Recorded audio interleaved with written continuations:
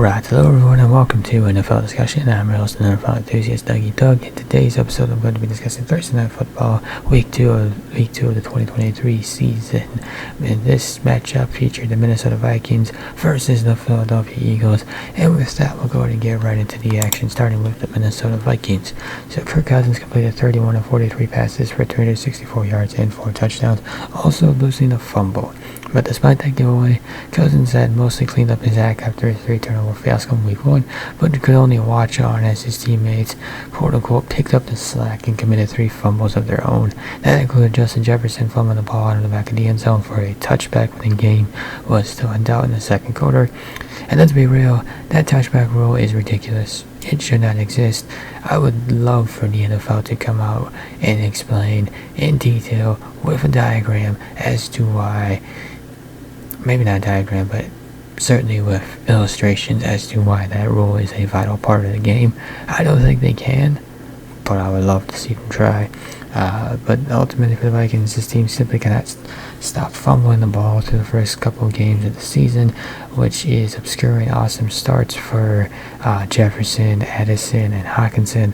So yes, issues with fumbles continue to sink this offense, and I think a part of that issue is just offensive, and another issue this team is running into is offensive line issues. They came into this game short 2 people, starting center, starting left tackle, and then the backup for the left tackle went down with an injury as well and did not return.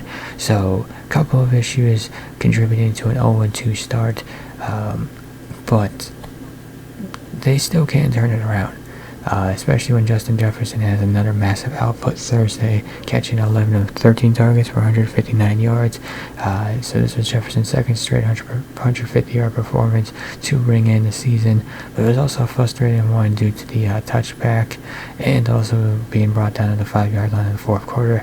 It still barely detracted from yet another dominant performance where he made more than one grab and sticky Darius Slay coverage.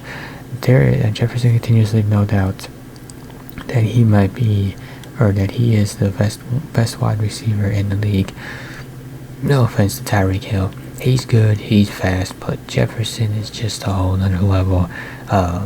He's just a whole nother level with that one right there.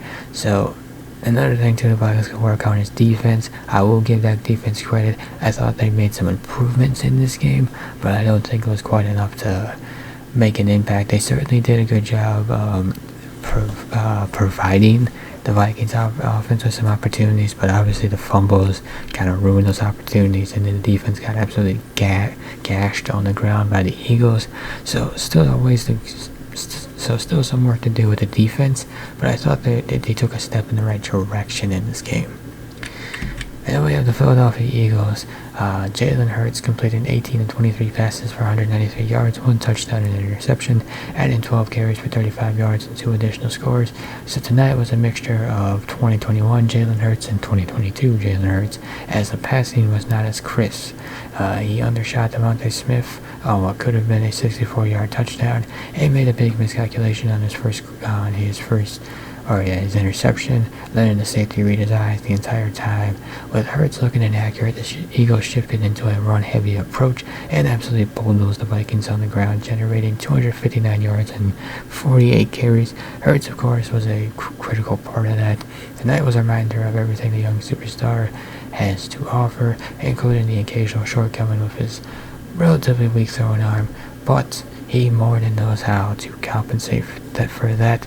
So give credit to Jalen. Kind of a rough week 1, but he played better this week.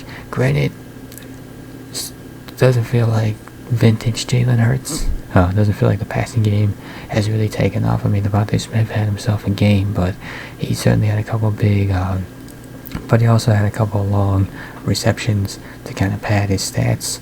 So, and he didn't have, I don't think he had too many receptions either. So, the balls he did catch, he certainly got the most yards out of those balls that he did catch. But Jalen Hurts, again, played better, but there's still room to improvement. This passing game still hasn't quite taken off, but give credit to the offensive coordinator for shifting over to a run-heavy approach, because that certainly helped out the offense in a big way in this game. And DeAndre Swift kind of took over as a starting running back with Kenneth Gainwell out injured. And even though Gainwell is going to be returning, I don't know if that's next week. It probably is next week. I don't know that for certain, but I would just have to guess because he's dealing with a minor injury.